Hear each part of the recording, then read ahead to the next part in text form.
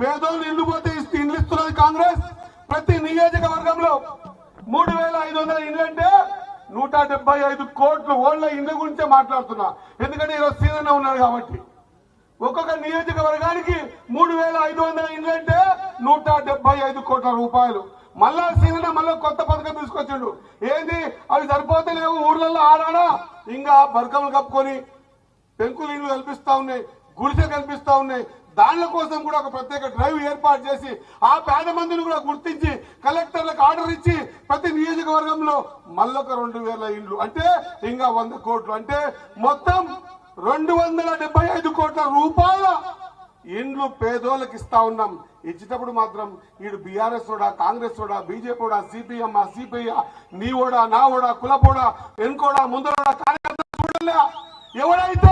ఎవడైతే పేదోడున్నాడో పేదోనికి ఇల్లు ఇచ్చే కార్యక్రమం చేసేటువంటి గుణం ఆనాడు రాజశేఖర్కి అయితే ఈ రోజు రేవంత్ రెడ్డి గారికి, పొంగులేటి శ్రీనివాస్ రెడ్డి గారికి, కాంగ్రెస్ పార్టీకే ఉంటుందన్నమాట గర్వంగా చెప్తా ఉన్నా.